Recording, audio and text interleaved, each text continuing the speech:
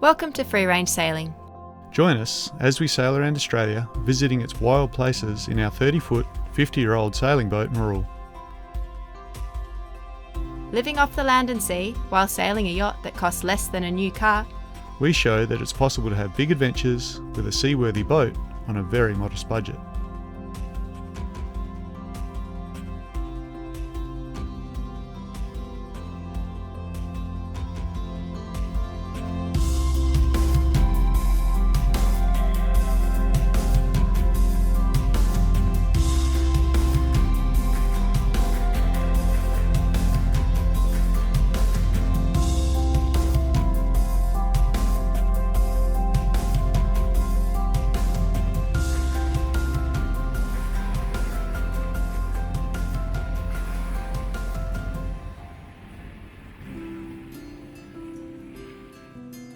on a predicted northerly shift in the wind, it was time to head south on our planned summer cruise of Tasmania.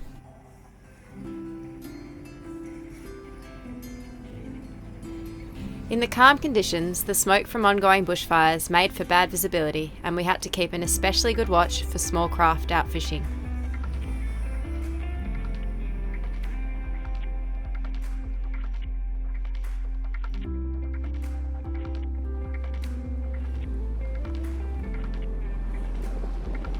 Whenever we deploy our trolling gear, we ensure that it's tethered securely to the boat in case the rod holder fails. This rope chain plait, we first demonstrated back in episode 51, helps eliminate excess line getting in the way. One end is a slip loop around the rod, and the other is attached to a salvage long line clip.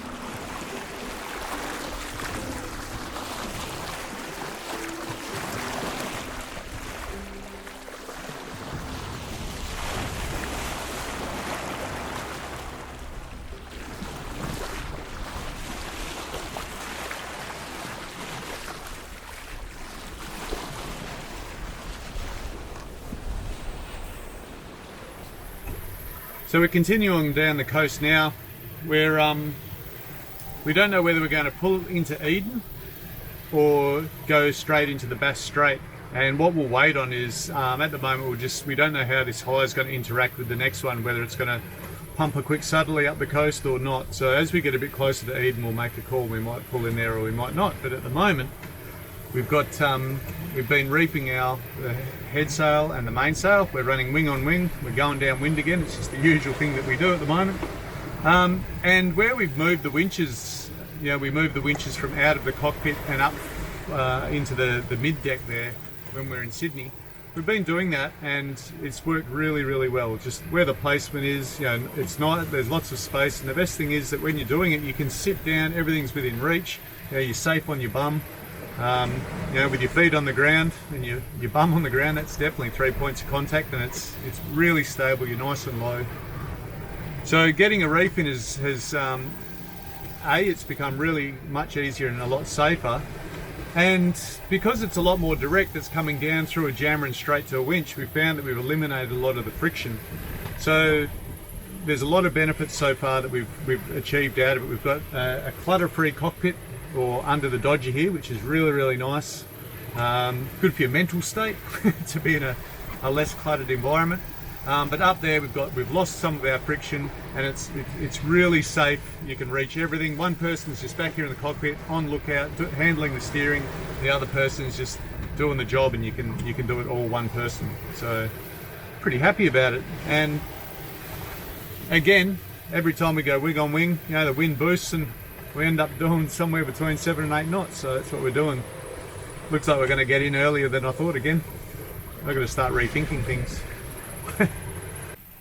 Saying 20 to 25s. Nice. That's about what we got. Yeah, it's orange. 20 to 25, we're fully reefed and we're doing 7 knots. But it feels like a comfortable... How do you feel about it? Yeah, comfortable. Every now and again we power up and I get a bit nervous, but then that's just normal for me.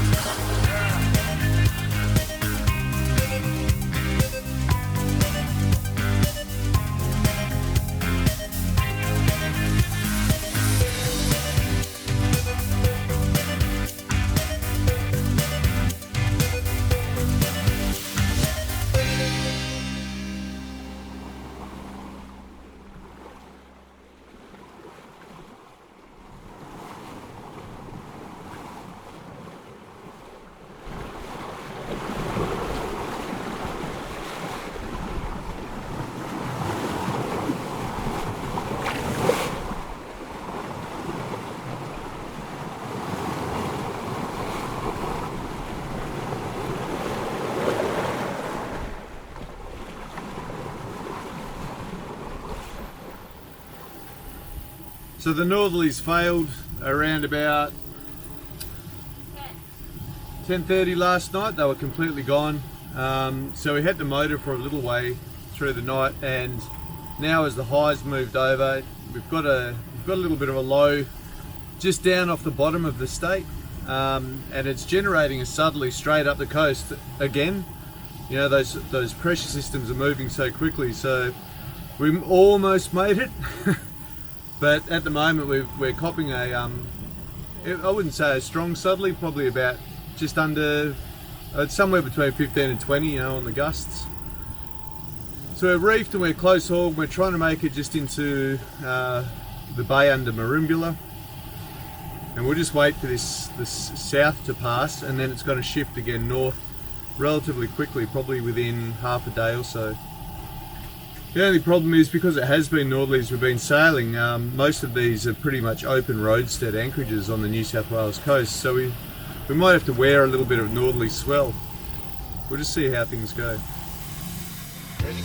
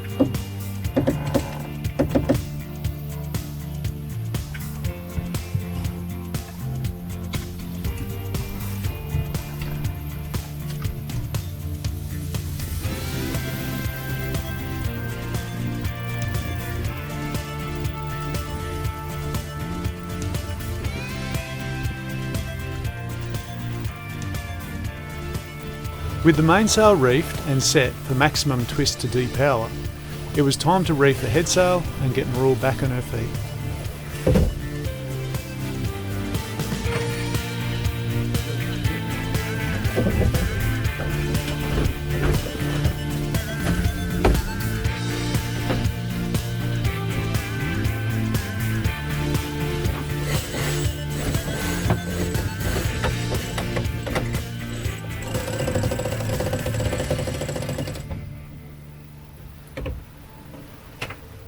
While I was having a little bit of some Zeds, Troy kind of sailed past that bay that we were going to go into to take some refuge, but I don't think there was any refuge to be had. There was a fair bit of northerly swell. Yeah. Fair bit of northerly swell coming in. So we're just tacking our way into Eden. It's going to take us a fair while. We got it straight on the nose, but we just reefed everything, and it's a little bit less hectic than what it was before. Just a pleasant morning sail. Yeah. We just accepted the fact that we're just going to take our time and get there comfortably. The other deciding factor was, after these southerlies, we're going to get some calms, and then it's going to blow from the north, but it's going to blow from the north in the early morning. Okay.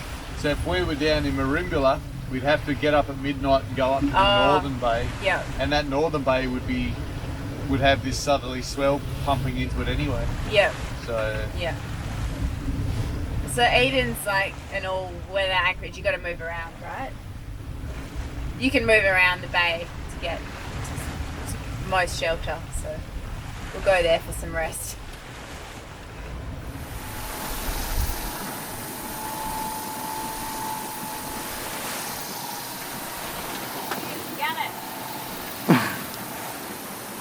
Are you looking at the gannet?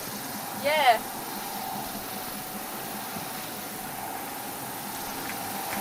Makes you realise that the wind, like when they're flying straight into the wind, they really have to work.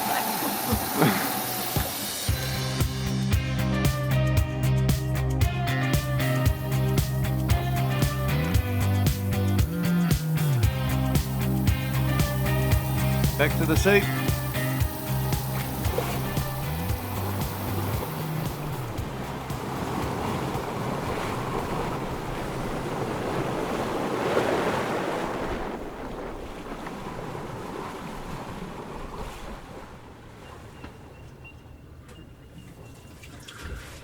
Well, we made it into Eden, and it wasn't that easy actually. It shifted southerly on us, so we've had to tack our way in. We've been tacking our way in for a couple of hours now, so it's more than a couple. So it's, Pascal says, more than a couple. When I say a couple, I mean from before sunrise, and now it's 1 o'clock in the afternoon. So, and I'm a bit surprised to see a massive Dutch cruise ship in here, this little port of Eden. But it's a really nice little port. And so we might just stick here for a couple of days rather than just charging back out straight into heavy weather again. And we might see if there's a few little things that we can maybe pick up to eat. I dare say there'll be some mussels and stuff like that. In the background, you can just hear this metallic chiming of bellbirds. They were really loud when we came in, so we're going to have to just have a look around, see what we can find, and just spend a few days until some nice weather before we go and tackle Bass Strait, because that is no place to be fighting head to weather.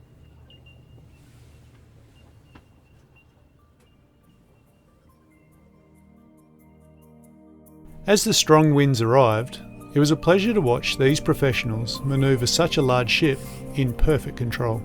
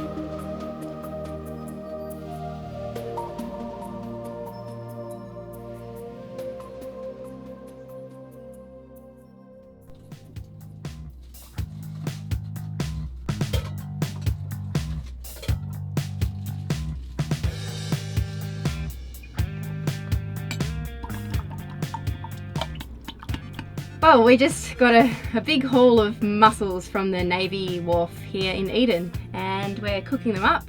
We're going to pickle some in this jar here with vinegar and onion and a bit of sugar, and these ones we're going to cook for lunch. We're going to have them with spicy tomato. Okay, so we cleaned the mussels, we scrubbed them so they came out like this, and then these ones here we steamed them until they popped open. And so I'm just going through and checking. Some of them still have the beard on them, which is like the little bit that they cling onto the rocks with, onto the poles with. So I'm just pulling that out. Some people might call them visal threads. Visal threads. That's if they've ever worked in the pearling industry. Some of them come off without pulling out all the meat.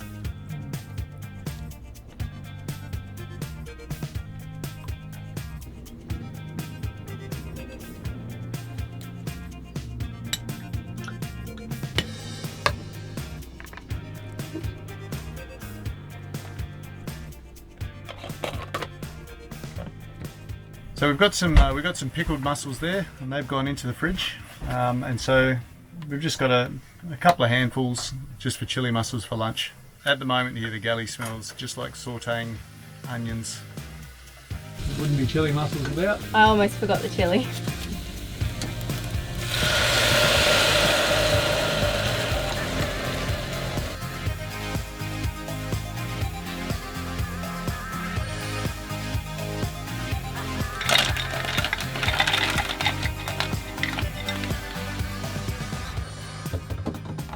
Another thing that I forgot to mention is don't add salt to your while you're cooking up your tomato mixture, because it will already be really salty when you put the mussels in because they've got salt water inside them.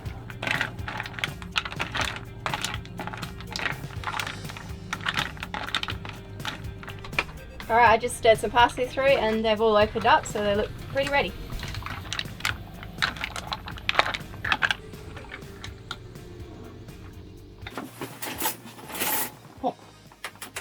Fork, Hey? spoon. Woohoo! Oh man. Been dreaming of these. That's true. When we were up north, we were always just talking about when we get down south, that cold water seafood. And here it is, that day's finally arrived. The water's 18 degrees and we've got mussels.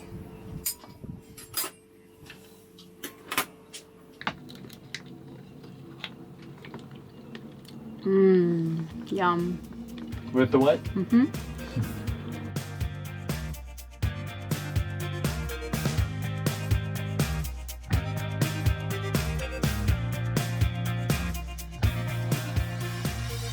Thanks for tuning in this week. Also, if you enjoyed the video, please hit the like button and subscribe to our channel, as it really helps our videos get recommended to a wider audience.